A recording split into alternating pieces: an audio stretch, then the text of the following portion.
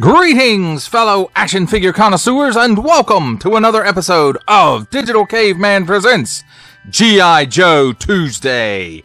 I, as always, am your host, the Digital Caveman, and today I will be presenting you with the G.I. Joe Classified Series number 114, Big Boa. Let's get into it!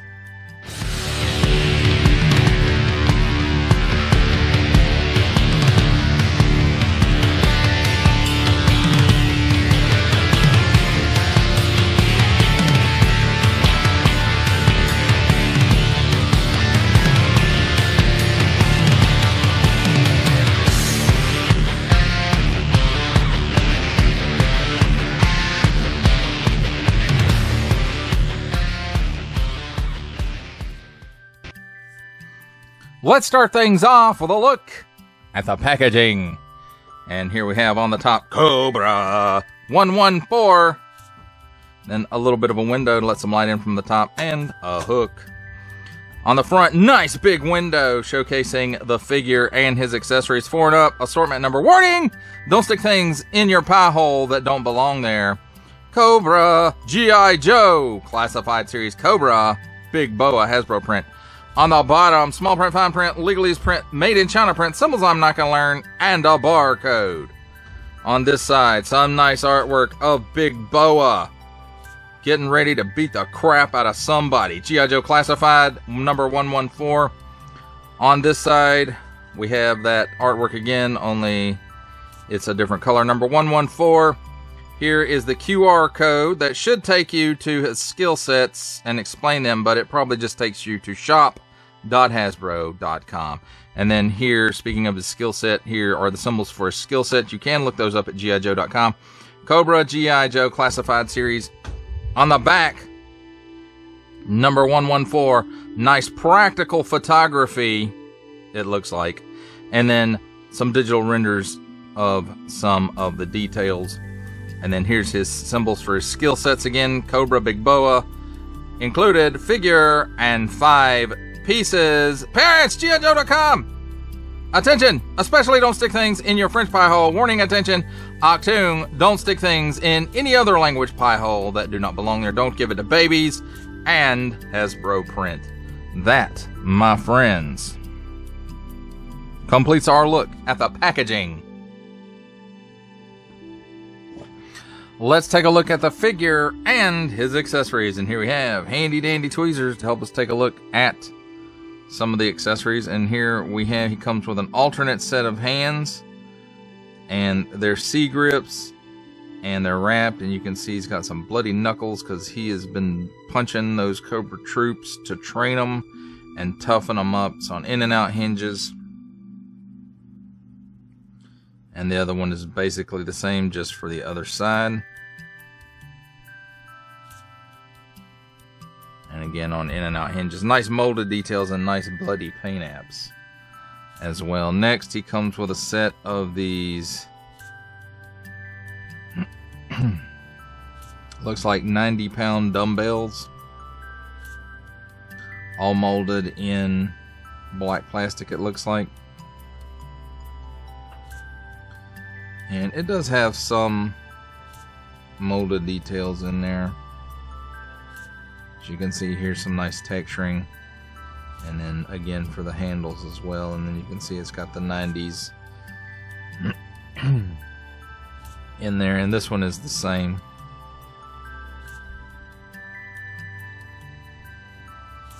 And then his last accessory is the alternate head without the helmet. And yeah, he looks like a boxer. Nice molded details, nice face printing for the little scar there, the cheek, the eyes, probably the eyebrows as well. A little bit of coloration, it looks like, on the side of the face as well. Of course, that could be shadows. No, it's 5 o'clock shadows, what it is. And then nice molded detail in there for the hair as well. That does it for the accessories. Let's take a look at the figure himself. And this is on a larger mold. Some of this may be Sergeant Slaughter. I'm not sure. Like the hips and the legs. But, and the arms might be as well. I think the chest is all new though, because Sarge's shirt was sculpted in to the chest, so definitely like this one. This guy works out a lot. He doesn't skip any day. Leg day, arm day, ab day, chest day. He does all the days. So lots of nice molded detail in here. Nice silver paint apps here for the spikes on the helmet, and here I'm guessing the ear holes, and then some nice silver paint apps around here, and then a nice paint app for the hose. Or is that a paint app? Maybe it's molded in this color and everything is a paint app. That's a paint app under the spikes. Oh, some nice silver detailing right there, and then he's got that nice paint app for the visor and his evil metal breath screen, as they used to call Darth Vader's breathing apparatus back in the day. He's got this overlay around his chest, nice paint apps, silver paint apps for the spikes on him and the buckles and even the ring here. And then on the back as well, nice silver paint app there on the back and on the front for the belt buckle. And on his crotch piece there, it's got some, looks like rivets in it, I guess. And so nice pieces there. And then the gloves, nice white paint app here with the Cobra logo tampo on it, and that's the same on both sides. So very nice. The red actually might be the paint app. It's hard to tell. Then it looks like most everything else is molded in the correct color plastic. Let's talk about his articulation. He can look up that high, and dumbbell at the top of the neck and just a ball joint at the bottom. So he looks up that high. He can look down that low. He's got chicken neck. He's got waggle. He can do the full exorcist. At the shoulders, butterfly hinge goes back that far, goes forward that far. 360 degrees of rotation. He can raise his arm up at the shoulder a bit past 90 degrees. Cut here at the upper bicep for another full 360 degree rotation. Double hinged pinned elbow. So that's weird to see on a newer figure. So that is an older piece for the arms. So anyway, you get that much bend out of it. At the wrist, 360 degrees of rotation on an in and out hinge. And these pieces right here are separate. So when you pull the gloves off, you can pull this off and then put the arms on, and then it doesn't look weird.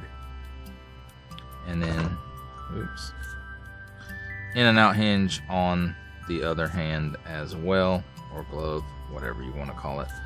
Standard ab hinge. And then he also has a ball joint at the waist. So in conjunction, he can lean way, way back. And he can crunch forward a good bit as well. He's got some hula going on there. He can lean left and right. And a 360 degree rotation there as well.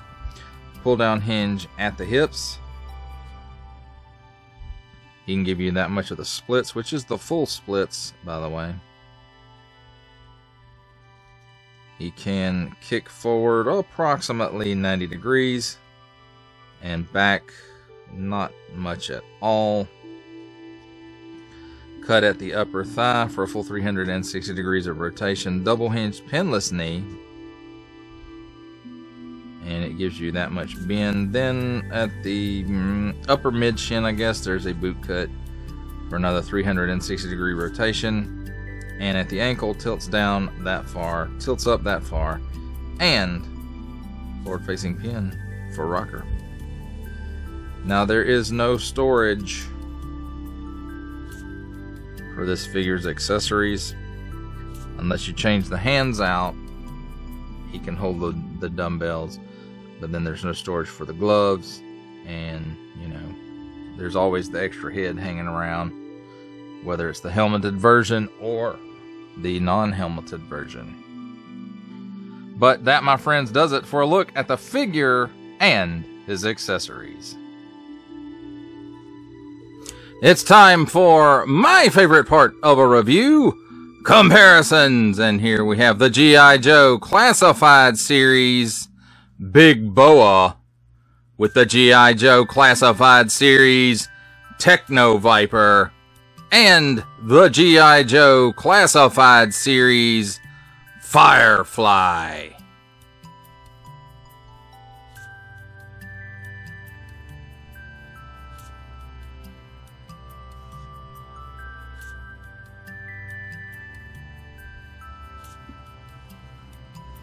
Here we have the G.I. Joe Classified Series Big Boa with the Valaverse Action Force Swarm Trooper with Swarm Gear and the Valaverse Action Force Scarab.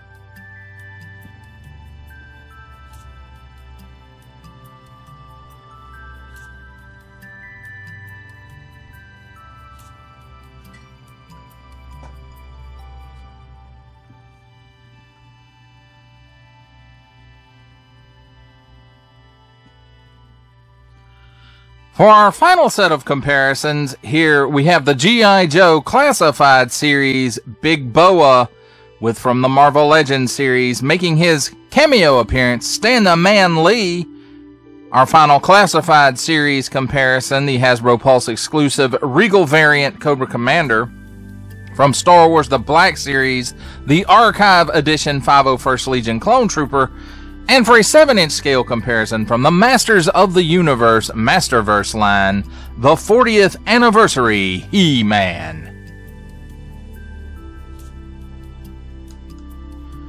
For final thoughts on the G.I. Joe Classified Series Big Boa, I have to say I dig this figure more than I thought I was going to.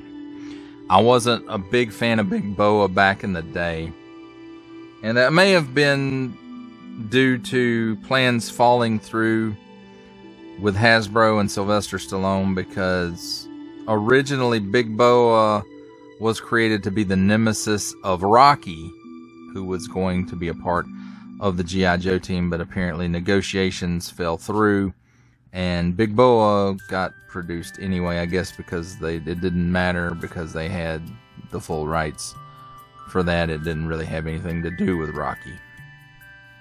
And now I could be wrong on all that. That's just what I've heard over the years. And you know, I dig what's going on with this guy. I mean, the helmet and the harness, you know, that really is a big Mad Max vibe going on there. Like, you know, somebody's going in the Thunderdome and this guy's coming out and you're not, or whoever goes in with him. You know what I mean? I do think he's on a bigger body. Some of that may be reused from Sergeant Slaughter. The arms are definitely reused from somewhere because they're double hinged and pinned. But even the sculpt wise, you know, I dig this, and I think it looks cool. Again, it's that real Mad Max looking, and I don't know if they intended that originally when they created the character, but you know, it's cool. And the fact that he's not just the boxer, you know, he's not the Cobra boxer, he's the trainer, and he trains the Cobra troops in hand-to-hand combat. So I think that's pretty cool. So, and the fact that, you know, you can tell he enjoys his work if you look at the alternate hands for this guy, because the knuckles are all blooded up where he's just been in the ring or wherever they might be practicing and taking care of business. But again, overall, I do like the sculpt of this. I think it's really good. It sucks that the knees and the elbows, you know, one's pinless, one's pinned, and they're mismatched. I hate when they do that. It's Just it irks me. It may be fine for you, but I like for them to match. What can I say? The decos on this guy are really, really good. I think they're sharp and they're crisp. And the overall look and the silhouette he cuts is just completely awesome.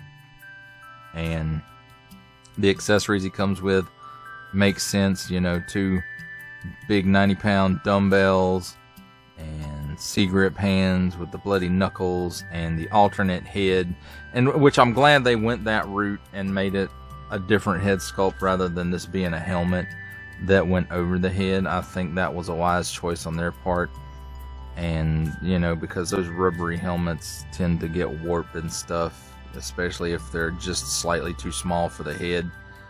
And if you don't believe me, go look at some of the Star Wars Black Series stuff that Hasbro does, where they have removable helmets, especially like Din Djarin the Mandalorian.